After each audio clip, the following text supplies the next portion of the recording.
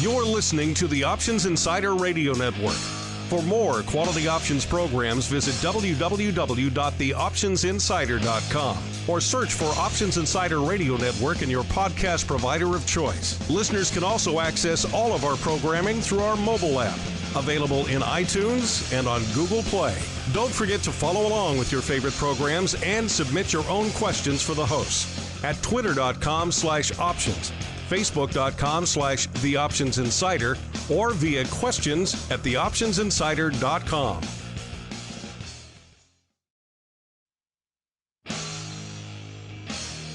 And now, it's time for the show that breaks down the options market. From unusual activity alerts to market analysis, strategy overviews, listener questions, and much more. If it involves puts and calls, then our all-star panel will break it down. It's time to hit the Option Block with your host, Mark Longo from the Options Insider Media Group, and co-hosts Uncle Mike Tussaw from RCM Asset Management, Andrew the Rock Lobster Joe Venazzi from OptionFit.com, and Mark the Greasy Meatball Sebastian from OptionFit.com. The Option Block is brought to you by Fidelity Investments. Fidelity's Option Trade Builder tool can help you confidently build an options trade in 3 simple steps. Just choose a strategy, select a contract, and then review the benefits and risks of the trade. Learn more about Option Trade Builder at fidelity.com/options.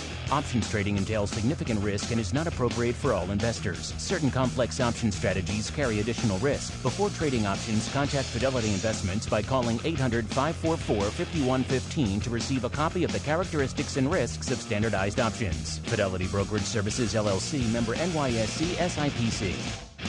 And now, get ready to hit the Option Block.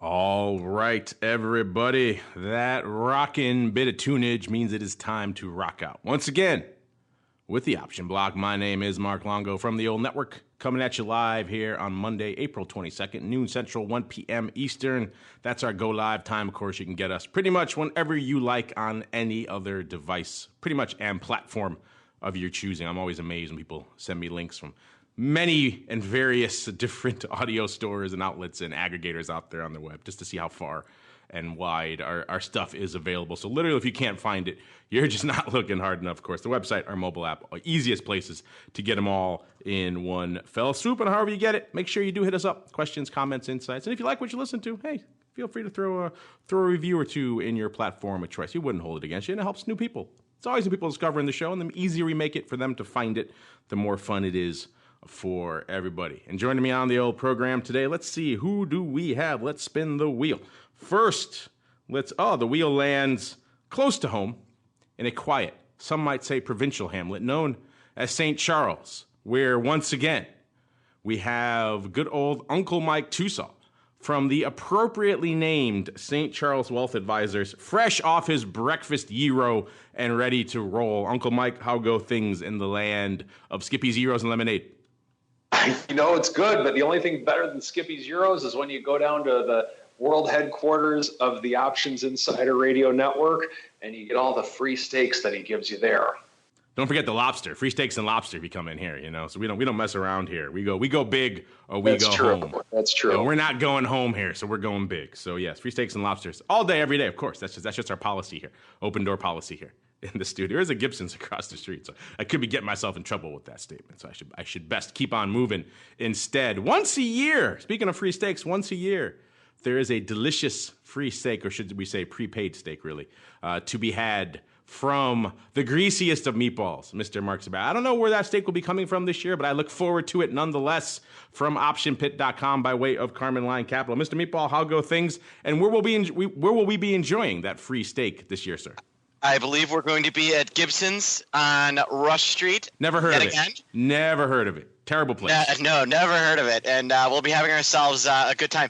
Now, it was either that or I was debating running out the event space at La Zaza Trattoria on First and Main in St. Charles, just along the Fox River. But instead of steak. I thought you were thinking about renting out Tucson's boat first. That was the starting point. Then it kind of expanded. That actually would be a lot of fun. We could take a boat tour down the Fox River, hang out, maybe throw a little barbecue. Hey, for your event, Mark, we'll hook you up with the Fox River, the St. Charles Belle and the Fox River Queen, the big paddle boats. Oh, that'd be amazing. Donnie and Jenny had their anniversary party on their reality show on the Fox River. I can get you to that same spot. Wow. That'd be amazing. But if you wanted to do Chicago. Dare to dream. Then we can do a live show. What's that theater you're saying all the 80s bands are always going to? We can do a live show there. The Arcada. There you go. If it's good enough for Tesla, it's good enough for us. Gosh darn it. All right. And also joining us, last but certainly not least, holding down the Fidelity hot seat today, we have Colin Songer back from the Active Trader Strategy Desk East. Don't call him if you're from the West, only from the East. I'm just kidding. You can all call him. Colin, welcome back to the show. Sir, how are things in the land of Fidelity? Not too bad, not too bad. We got, for once, it was really nice weather up here. I even had my windows down in my truck, so I have nothing to complain about when it's warm like this, even if it rains. Yes, there are worse things than a little bit of warmth, unless you're down on the other guys on the east, which are down, I believe, in Jacksonville. Then it gets pretty warm pretty quick and stays there for a while. So maybe for them, not so much. But for the rest of us, they're not so bad as we keep on rolling right on into the trading block. It's time to break down the latest topics, trades, and trends in the world of options. It's time for the Trading Block. All right, everybody, let's do it. Let's break down what is trading, what is lighting up our screens on this relatively quiet start to the trading week. Remember, we had a truncated trading week here last week, listeners, with the holiday, the Good Friday holiday. Markets closed here in the States. So we didn't exactly come roaring out of the gate like a lion on Monday here. Most of the major indices kind of drifting hither and yon. We're seeing the Dow off a bit, about 0.1%. S&P kind of Goldilocks, up slightly, but pretty much unched. And we got NASDAQ threatening to be up a whole 0.1% on the day. But that's really about it in terms of directional biases out there in the underlying indices. Let's look over here to ye old VIX cash, a.k.a. the thing you can't trade, but most of you want to trade. Right there at about 12 3/4, up about roughly half a handle from where we are last show. So we kind of been vacillating. We've been dancing in this 12 handle range for a little while here, up a half a handle, down a half a handle. We're in the up a half a handle range right now, but still, you can't exactly come out here and say vol is exploding off the board or anything like that. Certainly not the case. Just kind of easing back into it.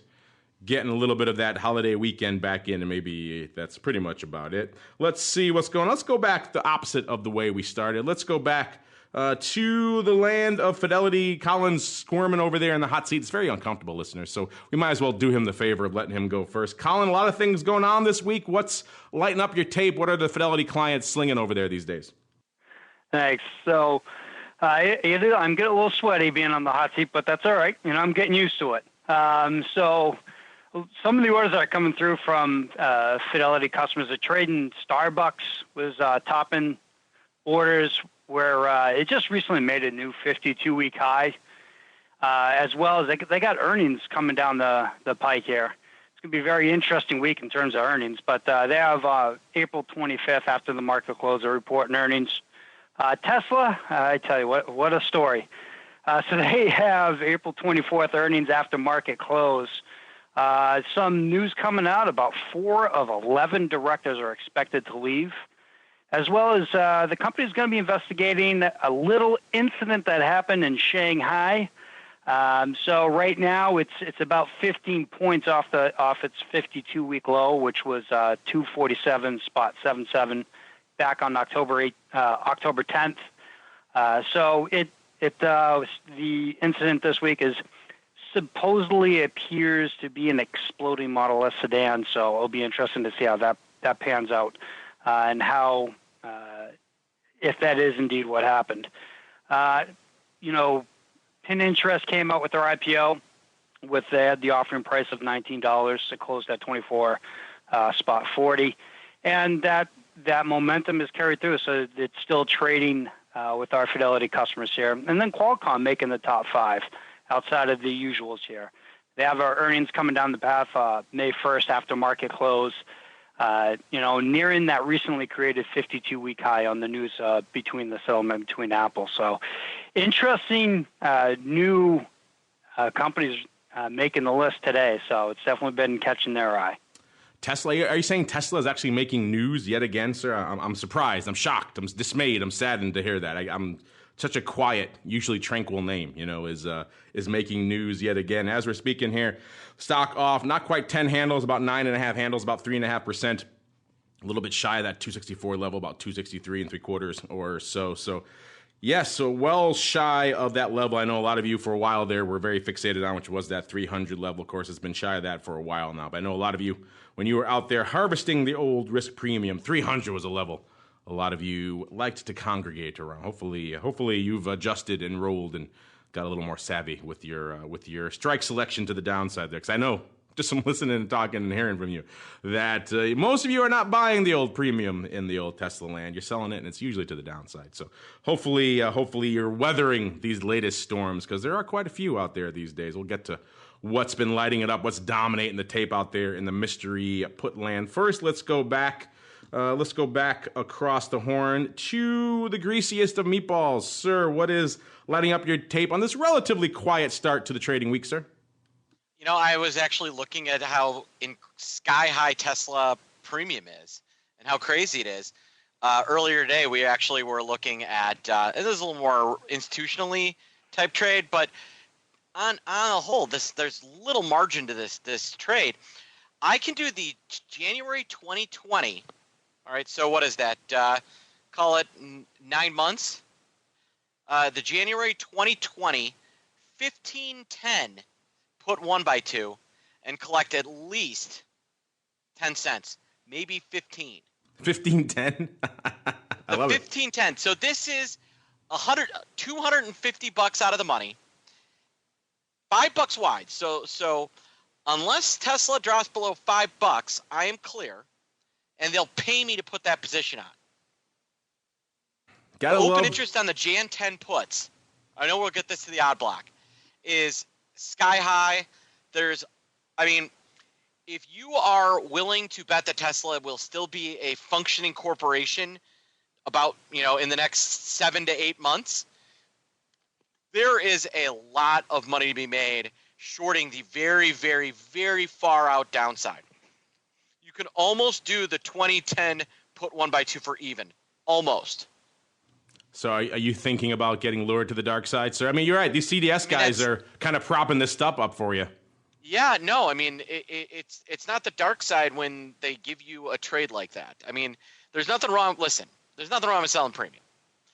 But when you can do it in a protected fashion, in a hedged fashion, where you get to buy 145 vol and sell 165 vol twice, I'll do that trade.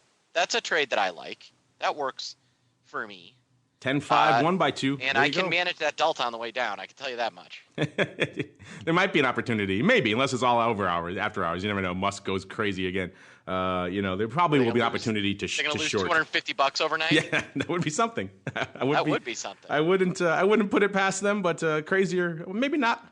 Crazier things, maybe pretty close to impressive things to the downside have happened. Maybe not quite to that extravagance, but still.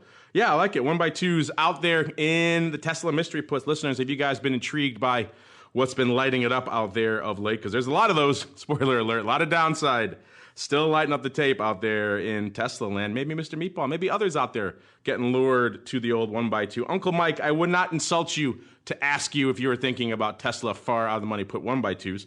But what exactly is crossing your plate in your mind as you're waiting to do something in your 2-year silver collar, sir? Yeah, you're right. I can't really say that I'm looking at the downside with Tesla, although it is very interesting what Mark's bringing up with everything that's going on with it, to say the least. But not today. It's one of those days in the macro world with which I live. Not a lot happening. Just kind of going over some things that. Some general holdings that we have. Apple remains over the 200 mark. And this would be in the strategic night fund that we have, as well as Facebook is having a nice day going over the 180 mark again. So we have some things going on, but on the macro level, this is just like kind of one of those days with which you see the signs in novelty shops saying, on this date at this location in 1894, nothing happened. That's as of right now in the macro world, that's kind of the type of day that we're having at this point, with the markets pretty much flat on the day. Of course, with more earnings coming up in the coming weeks, I do see more action happening, and that I think we're waiting on a lot of information along those lines. Some things of optimism. It looks like we are getting some optimism if you're long in the world of XLE. Energy stocks up. XLE is up $1.40 on the day. It looks like there's some things going on with the U.S. and Iran right now to where it's driving the prices of oil up a little bit. So we do have that happening. But other than that, just living life in the preteen VIX market. The preteen VIX? Isn't that like a dance party that at some local junior high? It's the middle. I think so, because isn't that what we always talked about in junior high? Was it's pricing at the junior high dances? It's the preteen spring VIX dance at F. Murray Abraham Junior High. Spring's coming. Young men's thoughts turn to low volatility. I mean, it's just the natural season. I mean, talk about the seasonality of volatility. That if you're not talking about that, you're kind of missing parts. So I have a question for the panel that I want to throw out. I'm already scared, but go ahead. Kind of a debating thing to maybe discuss. You know, the big kind of, I think, overarching news that it was maybe putting a long-term cloud on a sector is this whole Medicare for all. All right. And if you've watched XLV, you've watched UNH, Cardinal Health, all these medical companies and health insurers have taken a bath on fears about Medicare for all. What are your guys' opinions on how, even if this happened, all right, let's say it became a legit possibility, is it a benefit or is it actually a detriment to a company like United Healthcare? I'm kind of interested in your guys' opinion. Uncle Mac, I'll let you go first because you had the epic healthcare rant on the show probably the last time with the EpiPens and stuff. So you've spoken out in the sector before. Got it. Well, I think that there's two things that are a giant mess in our society and I quite frankly don't know how to fix them. The first one is the airline customer service and reservation systems. That's a giant mess. It's undeniable. And the second one is healthcare. So with that, do I think it would be a detriment? I do ultimately think it would be a detriment on the longer term level. Now, in some cases, you could say that there are ways with which you could get more fixed costs or things like that. But here's the bottom line. If we have Medicare for all, it's going to be more government. And whenever we have more government involved, it does not equal profits typically. So I'm going to be very simple, short, and to the point on that. I do think that there needs to be regulations in some spots. But Medicare for all, it gets pretty dicey because I know that just over the course of the last few years, just being an independent contractor, I have to get my own. I don't get health insurance through a company. I have to get my own. Just with the costs of healthcare that are skyrocketing, and now you got to pay a ton more money for much less care. But you have to do that because of the individual mandate, and that health insurance companies are on the hook for unlimited coverage for a person's life. Now, you can argue, say, as a society, we should be able to do that. That's a debate I don't really want to get into, and I don't think this show's the appropriate spot to do it. But the point is, if we're just talking about simple profit and loss, the government getting more involved typically is not a good thing. And I don't think companies like Mark was saying would benefit if we did have Medicare for all. You know, it's funny because, you keep hearing this old saw for a long time, come out of Silicon Valley and others that technology can solve the issue.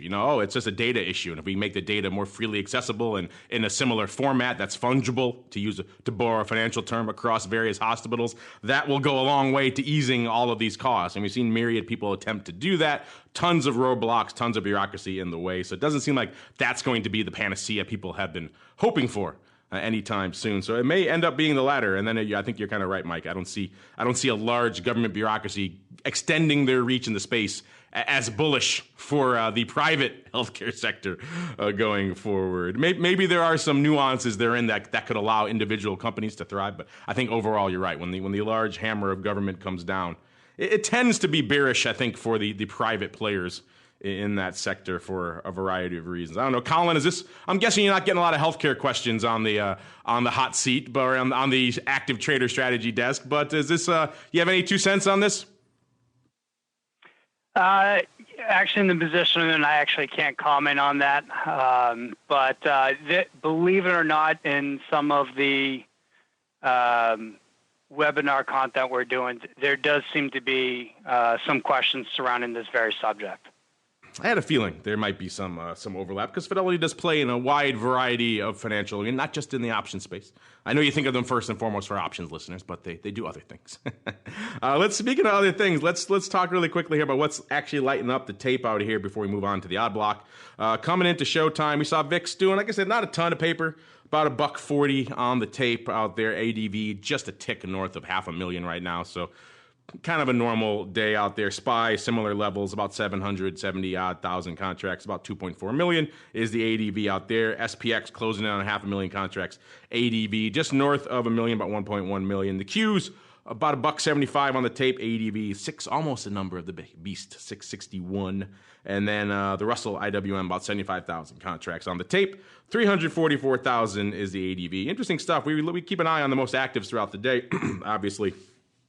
And coming into showtime, it was Apple was dominating the tape, running away with it with about 210,000 contracts. Then we reran our scan right a few minutes ago to see what's going on now. And GE came from out of nowhere. Once again, they were not even in the top 10 at the start of showtime, listeners, and now they've leapt to the top of the list right now with 283,000 contracts out there for GE. So a big print obviously just went up in GE. I'll have to dig in to see what's going on out there. I know a lot of crazy prints have been going up out there for a while. It's been a regular fixture of our top 10. And once again, it is number one, roughly half, 52 to 48 for calls versus puts. So not a lot of bias paper. Number two, Apple, and paltry number two with about 250,000 contracts on the tape. Number three, Facebook, $1.61. Number four, the aforementioned Tesla, about $1.57 on the tape. Number five, Netflix, coming out of the shadow of their earnings from last week, $1.52 on the tape. Number six, Twitter, 130,000 there. Number seven, Qualcomm, about $1.30 there as well. Number eight, AMD,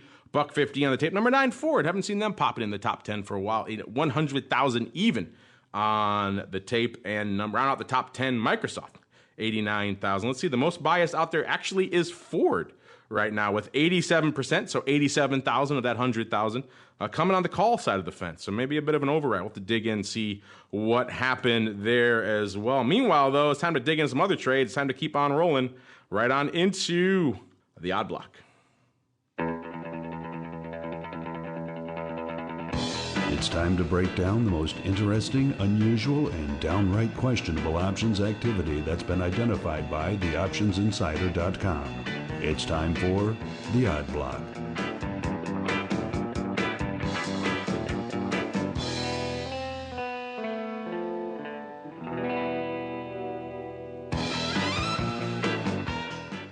All right, everybody. Welcome to the part of the show where we get a little weird, a little wild. Doesn't get weirder or wilder than Tesla downsides. Maybe we'll start there. We were just talking about Tesla earlier. Let's see what's going on. Of course, we are after April expiration. If you were listening to the show last week, you know a lot of the number one and number two positions out there were pretty much the par and the 50 puts in April. They expired on Friday, so I guess, spoiler alert there, Tesla did not go bankrupt before last Friday. So all the people who were playing in the nearer term parts of the puts are gone, at least for the time being, but not completely. Let's get into it. Looking at the top, once again, the top 5 open positions in Teslas probably won't surprise you. You've been listening to the show for a while. April is gone. The puts still live on, though. Number 5 are the June 50 puts. with about almost 28,000. Number 4, the aforementioned Mr. Meatball's favorite, the Jan 10 puts, with about 30,000 of those bad boys. Number 3, the May, so they're still playing in the near term. May 50 puts with 31,000, 10,000 of those going up, I believe, on Friday. So people obviously rolling from April to May to keep the party alive. Number 2, the Jan 50s with 38,500. Number 1, still the Jan par puts, our old friends. 38, almost 39,000 of those. Mr. Meatball, are you planning to, so will I see your numbers reflected on next time showtime for you lighting up the top 10 with the 5s and the 10s, sir? Oh, you know it. I am absolutely going to crush the 10s and the 5s and the 15s. Take it the whole way down, baby. And you're good to what, like 2.5, 3? What can happen, right? Yeah, no. Well, if you take 15 cents on that, you're down to 45.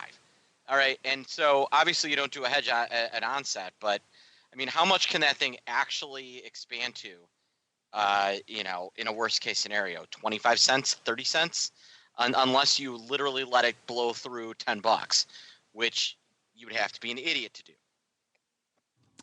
Indeed, sir. Let's see. Speaking of idiots, let's see what else the crazies out there in the options world are up to today. Let's see. First up, our Eye of Sauron has landed upon everyone's favorite.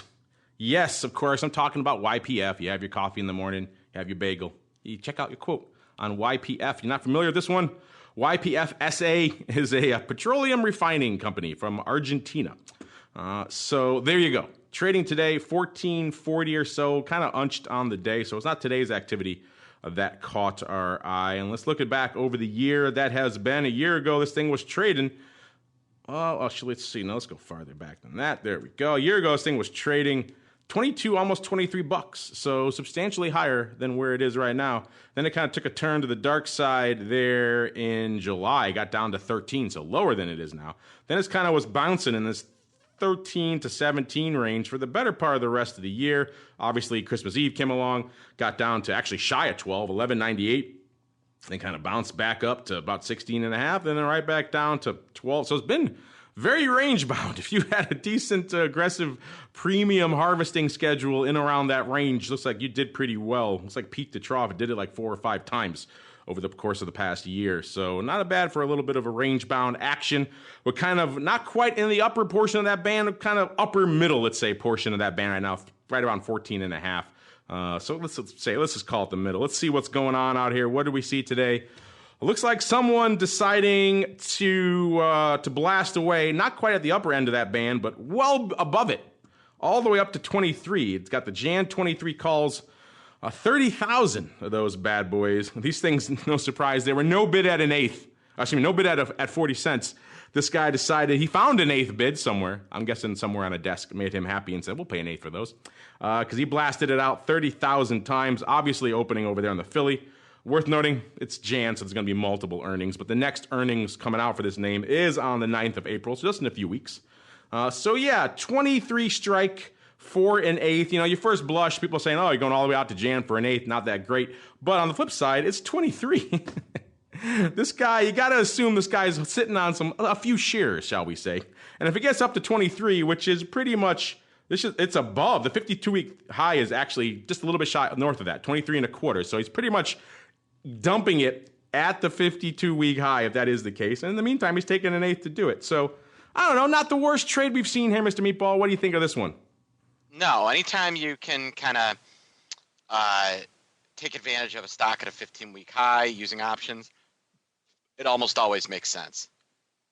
Yeah, usually we like to see people get a little more for their giving up so much time, but yes. This is so far out, and yep. if it gets up there, this guy's got other things to be happy about, not his eighth.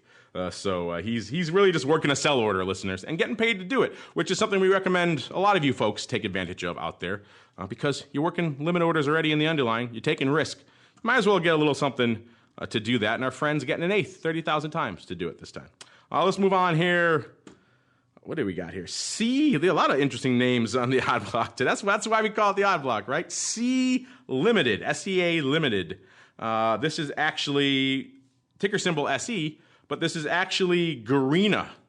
This is a digital gaming platform for Southeast Asia and Taiwan and Singapore. So there you go. This one today, 23.60 or so, up about 60 cents, nearly 3%. So not a bad day here for everyone's favorite name, Sea Ltd. Let's look back at a chart. Honestly say this is not one that's come across my radar in the past, so that's always fun on the odd block. You get newcomers. A year ago, they were trading a little bit shy of $11, $10.97. And since then, they've had a nice run. They gapped up to about 16 even back in June. And then they kind of vacillated and trended back down. And actually around the dark days of Christmas Eve, they actually got back down to about 10 or 11 again. So they gave up most of that throughout the year. And then something happened post beginning of the year because they had a nice turn to the upside with the rest of the market, obviously. And then maybe their earnings in February, something really knocked them out of the park because they gapped up from 16 to about 24 in the span of a couple of sessions there in late February, early March. And now they're kind of still at the upper bound of that range. They're flirting with 24. So yeah, it's been an interesting year, more than doubling here for Garena, a.k.a. Sea Ltd. Which is all sorts of interesting stuff. But let's see what our Eye of Sauron found out here. It was some dark side on the puts, looks like. It was the May 20 puts going up 15,926 times for 21.1 cents. Worth noting that these things were quarter bid at 40 going out. So once again, having to work a little bit to find a little bit of liquidity in these names. You got to do 16,000 of these bad boys. You got to work a little bit. They had to go outside that quarter bid all the way down to pretty much 21 cents to get done 16,000 times. Over there on the Amex, clearly this was opening. Now these are May, and it is worth noting there are earnings announcements on the 14th. So within this cycle, after the bell, there are earnings. So it could be a bit of an earnings play here, harvesting ye old risk premium. That is the case. Our friend here is seems like he's clearly willing, because I'm going to go out on a limb and say he didn't get facilitated and buy these things below the bid. I'm going to say he crushed them. That's a wild speculation on my part, but probably true. So let's say our friend harvesting the risk premium, getting 21 cents out here through about 3 weeks or so through May expiration, and doing it through an earnings cycle. So it looks like, Mr. Meatball, we got someone playing the old standard retail game of selling some puts before earnings, but doing it 16,000 times, a little bit more size. I know this is not exactly your favorite trade. What do you think of this one, sir? I'm sorry. I got cut off. I didn't hear the end of it, but of what you were saying. Selling puts about 4 handles below the money 16,000 times in a name that has earnings in 3 weeks, and it's in the earnings month that he's selling it. Oh, how can I lose? Yeah, that's just a brilliant trick. Exactly. I mean, here's what I would say is if that person wants the stock, if it drops below there, then by all means do it. But if they're doing this as an earnings play, I can think of 100 million different and better ways to do that. Yeah, obviously we don't know their intentions here, but yeah, you're right. We said it before. Get paid for your orders. If you're going to work that order, get paid for it and do it. Take advantage of earnings to get paid a little more to do it. But if you're straight up going to spec on earnings, like we've said 87, I think, bazillion times now on the show, the data is challenging, and there are better ways to do it than just straight up harvesting, going through the event itself. Let's wind up the odd block here. It's a trifecta of weird names on the odd block today, which is good. It's in keeping with the theme. By the way, we're going to keep an eye on those SE puts, see how they play out for our friend here. Let's move on to our final name. This is U.S. Silica Holdings, Inc., ticker symbol SLCA. This is obviously a silicon company out of Maryland. This is a name that today, 18.15, up about 40 cents or so. So again, about 2.4%. Not a bad day here for this name. A year ago, though, they were looking much better. They were trading nearly $28, so nearly 10 handles north of where they are right now. It's like they peaked out around 34 and change in May. And they kind of began a long, slow drift to the downside, getting down to 9.30 around Christmas Eve.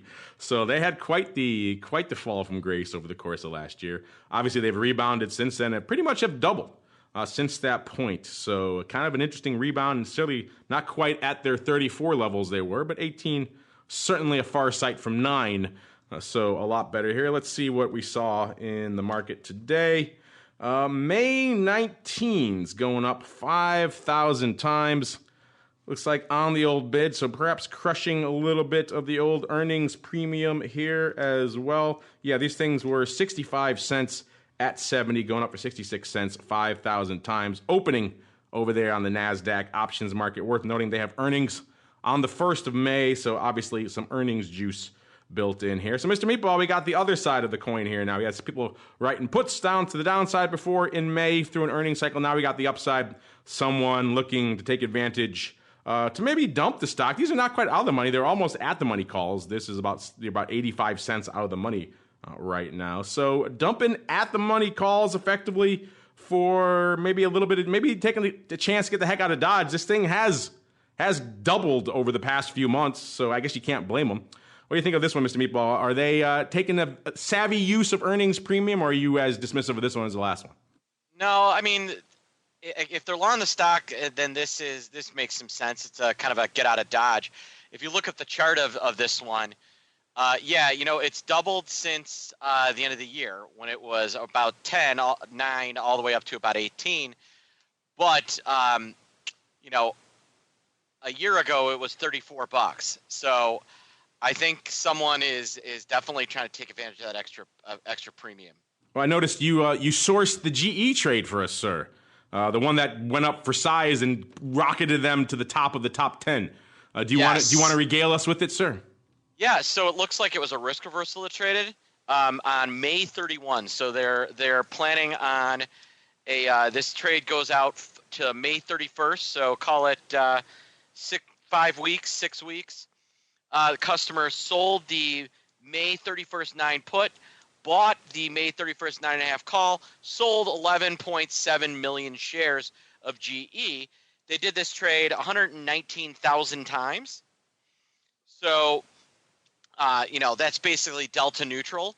So it sounds like somebody sold their stock, sold a chunk of stock, put on a risk reversal, and this is definitely a bullish trade, and someone's thinking GE is going to make a run back above 9.5 shares, because this looks like a stock replacement where they're looking to capture the leverage if they're right. You can't fault them taking some stock off the table. I'm a fan of a nice bullish risk reversal. Taking advantage of some leverage if you're right. Otherwise, you got some stock off the table if you're wrong. So there are worse things than this one. Yeah, GE's been an interesting one of late. All kinds of trades like this one going up here. So interesting stuff. Thank you for that analysis, Mr. Meatball. As we keep on rolling, it's Monday. It's time for some strategery. It's time to get on into the strategy block. It's time to dispense options, wit, wisdom, and education. It's time for the Strategy Block. All right, everybody, welcome to the Strategy Block. This is where we hold court on various educational topics and option strategies that you can use in your own portfolio. It's interesting. I like sometimes when we get the chance to break open the old Fidelity hot seat, because they're kind of in there answering your questions day in, day out. So they get a nice little sense for what's top of mind for a lot of you guys out there. And Uncle Mike, I know this is a topic that's near and dear to your heart as well, so I want to hear your thoughts on this as well. But Colin, I do believe the folks hitting up the active trader strategy desk these days, is it fair to say that maybe they've got some calendars on the brain, and maybe actually go so far as to say misperceptions about calendars? Would you say that's correct, sir? I would say that's a pretty good perception on that for a lot of the customers who speak to our desk have this misconception about calendar spread, where the risks are, and really what it's best utilizing, the environment that it best works in. So I figured it'd be a good opportunity, kind of rehash some of those basics, but the concepts themselves can be applied even in a little bit more advanced arena, like doing a diagonal. But these concepts still apply to even those. So I've said focus on. I've said many times, I didn't mean to cut you off. I've said many times here on the show that, we talk a lot about verticals and things in the same expiration month. Whenever you start playing around with the term structure, whenever you start getting out there a little bit and then one month against the other, that's when I think it kicks it up a notch. I jokingly refer to that as kind of like options 201. And I can certainly understand why people calling up your desk, if they're buying and selling at the same strike in 2 different months, would have a lot of questions about that, Colin. So why don't you regale us with an overview of calendars, sir? Yeah, thanks. Yeah, usually they're giving us a call because it didn't go the way they expected. So that's usually the reason why they bring us in, saying, where did I go wrong? So I figured I'd focus on the traditional calendar spread to bring to light some of these kind of pitfalls. So the traditional calendar spread is where typically an option trader is going to buy a longer expiration date, and they're going to sell that short expiration date at the same strike. Really, in essence, what they're trying to do is they're trying to allow that shorter dated option to decay faster than that longer term option. You're basically playing that time decay. Now, in theory, I'm going to say that a lot, your max loss is going to be the debit that you paid for this particular calendar spread because you're buying that longer dated, more juicy, or higher premium option. So we're allowing time decay to work itself with that shorter expiration date. And in theory, what we would want to happen is it's best suited for a low volatility environment because we don't want price to move in either direction. Because if it moves too much in either direction, it's going to hurt this trade. And that's one of the things I think a lot of people don't realize is that a lot of people think, well, if I buy a call calendar spread, my risk is only to the downside. Well, that's not true. If it moves up too fast within that time frame that you have that short-dated option, I know Uncle Mike covered gamma with out-of-the-money calls. Well, that's basically what happened because even though you have that higher time decay with these shorter-dated options, well, what goes along with that is that higher gamma, okay? So the price acceleration, those shorter dated options are going to catch up and actually will start overtaking the appreciation you get out of that longer dated option. So a lot of people don't realize that whether it's a call calendar spread or a put calendar spread, if you sell that shorter dated option and you're buying that longer dated option, if you get too much movement in one direction or the other, you can lose money on that trade. So you want to be mindful of that. Another thing that people tend to forget, which is, obviously something that retail traders should be aware of is, well, early assignment. So when you sell an option, you could be assigned at any point in time for any American style, which is typically equity options. Well, the problem with that is that if there's an ex-dividend date that will come up before that expiration date, if you get assigned prior to that ex-dividend day, well, typically people are utilizing a strategy without having that underline, which means you're going to end up being short when it comes to ex-dividend day because you're not aware that you got assigned until that next morning. If that happens, people don't realize, well, now you have to pay the dividend because you're short those shares. Even if you go in and try to exercise your long options, which might not be a good idea because the whole theory is that you have time value there, or even if you just go back and buy the shares. Unfortunately, you're buying back at that lower price, which means you still have to go out and pay that dividend. So those are some of the risks that are involved that people are not aware of when they trade these and are typically a topic of conversation when they call into our desk. Let me ask you this, Colin. I want to get Uncle Mike's thoughts too. Just really quickly, I'm curious. I'm gonna go out on a limb and say, 99.9% of the people calling in with these calendars are looking to buy the calendar, right? How often do you get people coming in and actually looking to sell it? You're right on target. It's about very rarely do we get someone who they're selling the longer dated and buying the shorter dated. It's usually they're buying that calendar spread. I mean, how hard is it to wrap your head around a regular calendar? Now you flip it around, right? It just kind of blows people's minds. So right. I was just curious. Maybe you have some hardcore streak of people over there at Fidelity who want to sell their calendars, but yeah, we don't see a lot of that. It just seems like it's almost counterintuitive to a lot of people's rationale. Uncle Mike, we've talked calendars before. We've talked diagonals. The use cases, when to do them, when not to do them. What are your general thoughts on when? I know you like to roll. I think you're more of a diagonal guy. When are you looking to really put on the calendar versus your straight up good old fashioned vertical, sir? Well, I like the calendar when I think we're in a low volatility environment and we're going to stay in a low volatility environment. And we're not going to get a lot of upside movement on it. So just to kind of add to what Colin was saying, when you have a calendar, like he was saying, if you get a lot of movement, you do have risk both ways, whether it's a call calendar or a put calendar. Of course, if you set it up as a bullish or a bearish call calendar or put calendar, that would be different. But when you're doing a calendar spread, if it moves too much, you can be too right. So even if you do have a bullish call calendar and the underlying goes far above where your bullish call calendar would be, you weren't right enough or too right, whatever way with which you want to look at it. You need to be aware of that. Whenever you are doing a call calendar or a put calendar, your ideal dream price is always the price with which the strike prices are in that calendar. And the further away from that price you get, the more or the worse the trade is actually going to be. So that's something to keep in mind when doing the calendar. There's a whole, I'm sure Sebastian probably has many classes on adjustments to the calendar that you could go on for hours on as to what to do with them. But the other thing that really needs to be emphasized, in my opinion, with the calendar is that if you are going to hold a calendar for a specific time frame, whether it's 1 month, 2 month, 1 week, whatever, and it goes against you a little bit, you need to have a plan in terms of either, number one, just get out because the trade didn't go my way, or if you're planning on selling multiple expiration strikes. So for example, let's say you buy a 6-month calendar and you want to sell the 1 month against it, or a 6-month long option, you want to sell 1 month against it. That 1 month goes away, or maybe you get out of that 1 month option for a nickel or whatever the case may be as you get closer to expiration of the 1 month. What are you going to do for the next month?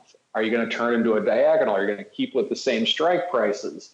What's your plan? So just like when you need to have a plan if you're owning a stock or owning an option, with a calendar, you need to have not only an exit plan, but if you don't want to exit and volatility changes, what's your adjustment plan?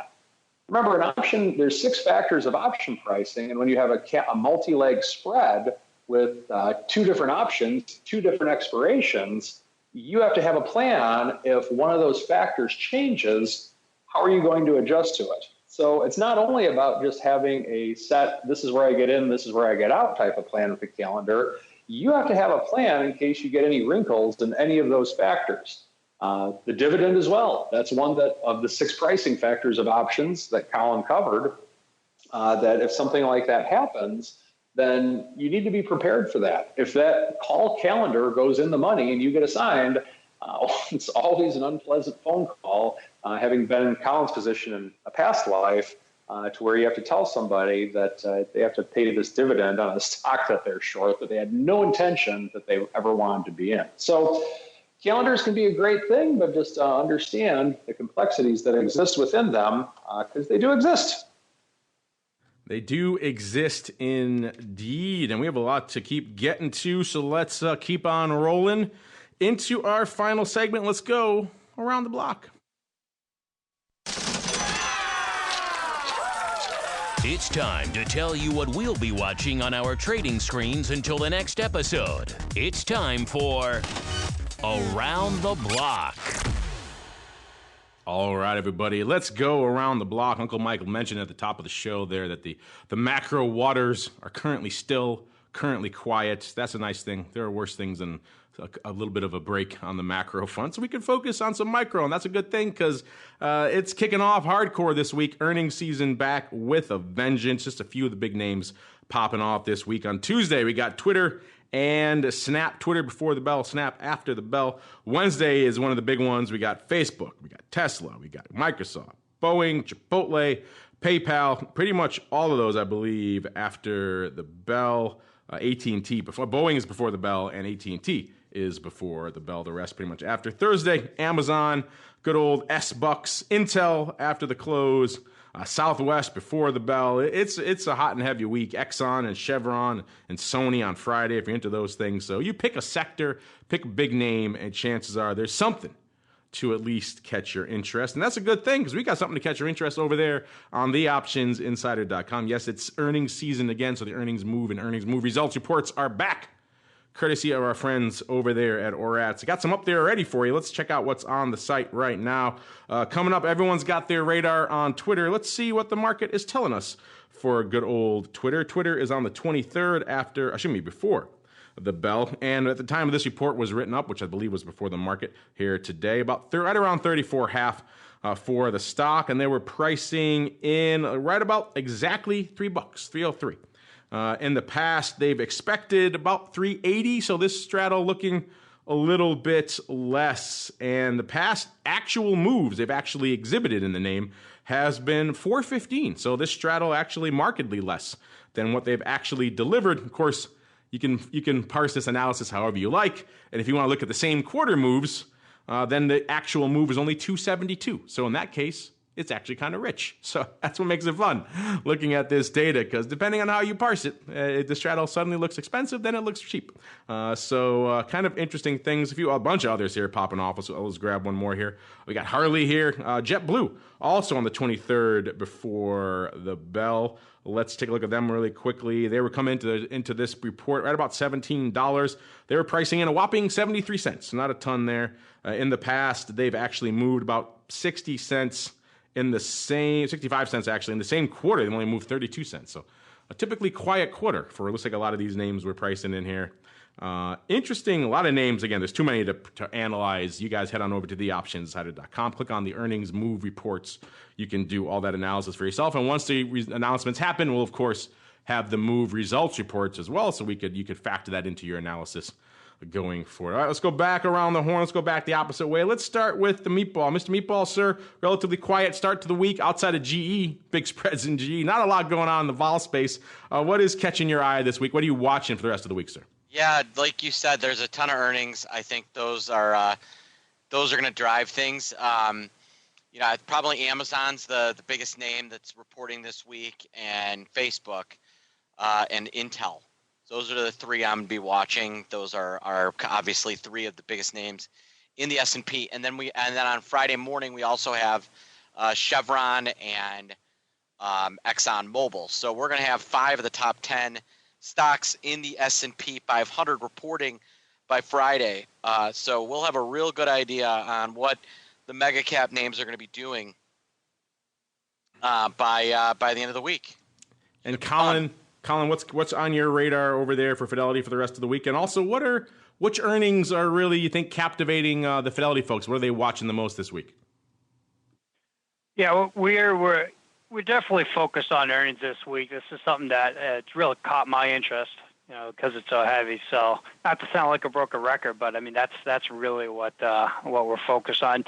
It's actually some of the similar names that you guys mentioned. Facebook, Amazon. Those really have been the ones that we focus on. We're actually doing a coaching session on those, just a brief information about them. But I'm also taking a look at things like GDP numbers come out, as well as I'd be interested to watch how this oil situation plays out, especially with May 2nd looming on the horizon. Be very interested to see how this plays out, to see if there are any more wrinkles involved in that. Indeed, it will. Uncle Mike, sir, in this hot and heavy earnings week, what is on your radar, sir, aside from, of course, your silver collar? Of course. And, in addition to earnings, of course, earnings. Everyone wants to see what's going on with earnings. But in addition to that, what I'm looking at is that we're going on a little over, this is our second week of just kind of being really tight to the 290 mark in SPY, 2900 mark in the S&P. Wanting to see if we can actually do something to break above this, and this week could be the catalyst to actually do it. So we're still roughly 40 points away from the all-time highs that we made early last fall, and wanting to see if we can make a run for it at this stage. I think that from a general level, I think that's kind of the next sticking point on the market, and then after that, we have the mental number of 3,000 in the S&P, and that could be a pretty exciting day. Hopefully this was a pretty exciting day for you as well. Listeners tuning into the old option block. Had a lot of fun stuff on the docket, a bunch of earnings, whole bunch of those coming out, listeners. So stay tuned for those. And also, if you're listening live, stay tuned in a little bit. We're still messing around with our times for the crypto rundown. We thought, hey, people like to listen to the odd blocks or the option blocks, so stay tuned. You get a free dose of the crypto rundown right afterwards. So if you're listening live, stay tuned for that. If you're listening after the fact on the podcast, just check the next show in your feed. Should be there. But before we get to that, let's go back around the horn. Let's go back the opposite way of the way we came. So we'll start with Uncle Mike. Uncle Mike, sir, what if people are interested, A, in tasting delicious gyros, of course, but B, if they want to click on the Fox, maybe roll some puts, maybe talk some calendars with you, where should they go? What should they do? By all means, go to my website at stcharleswealth.com if you're interested in learning about a financial advisor that is not afraid of the word calendar spread. And on top of that, we will be having another St. Charles Investment Trading Club meeting coming up in May. So stay tuned for that. Date will be announced shortly. Yeah, how did the last one go? Was it good turnout? People excited? People liking the gyros? Oh, very much so. Very much so. It was a ton of fun. There you go. Check it out. I can't guarantee gyros, but there may be a dash of tzatziki at least somewhere in the corner you could pick up from the last meeting. And let's go back around the horn to the hot seat. Colin, if listeners are intrigued, they hear you talking about calendars and things, and they say, I had no idea Fidelity was so down with them our options, and they want to learn more, maybe kick the tires for themselves, or maybe reach out to you guys directly on the strategy desk, where should they go? What should they do, sir? Yeah, so if they check out fidelity.com/options, take a look at all the different services available and the trading tools to help them to analyze. And if they ever want to set up an appointment to, I don't know, talk about calendar spreads, the ones that they're in, they can always give us a call at 877-907-4429. Set an appointment with the trading strategy desk, or you could even ask for me at Colin Songer. We're here to help you out in any way that we can. Blow Colin's mind, listeners. Be the one person who asks about short calendars out of the 8 million who call looking to buy them, and then he'll be like, wait a minute, you must have listened to the show. So there you go. Check them out. They make it easy for you, listeners. Fidelity.com/options. That's really all you have to do. It's all there. The brokerage fees, the commissions, the offerings on the platform, the tools, how you can get in touch with guys like Colin, and all that good stuff. So kick the tires, light the fires. Fidelity.com/options. Tell them you heard about them from us. Everyone gets excited when they hear that. Maybe you call up Colin and you can ask for him directly. All right, and last but certainly not least, Mr. Meatball. If I'm intrigued by these volatility things, maybe I would perhaps even be intrigued about an event centered around such things in Chicago in the near future. Where should I go? What should I do, sir? Yeah, I mean, as many of you know, my Pro Trader Summit is coming up in the beginning of June. Get your butt to Chicago. It will pay for itself with all the awesome knowledge that you'll get. Our pro event, our full pro event, VIP event starts on June 4th. General audience June 6th and 7th. You'll get to meet me. You get to meet Andrew. You get to meet Mark. You probably get to meet Mike. I'm going to talk him out of. I'm going to talk his way out of St. Charles to actually maybe come visit this city that it is allegedly a suburb of, and we'll have ourselves a good time. You get to meet a lot of other great people as well. We're going to have awesome speakers. Should be a great time had by all. There you go. Check it out, optionpit.com to learn more. I have been there once or twice, and it is a good time, and you actually find yourself learning a thing or two if you're not careful. So check it out, optionpit.com, the Pro Trader Summit. So that's stcharleswealth.com, optionpit.com, and of course, fidelity.com/options to learn more about all that good stuff. And on behalf of Colin and Uncle Mike and the Meatball and indeed myself, I want to thank all of you for downloading, streaming, subscribing. For those of you listening live, you get an extra treat. We're going to roll. We're going to do a little bit of configuring really quickly here in the studio. We'll be back in about 3 or 5 minutes, though. You get some crypto rundown in your ears pretty much immediately, so stay tuned for that. Otherwise, if you're listening on the podcast, thanks for listening, and we'll see you back here on Thursday for more of the Option Block.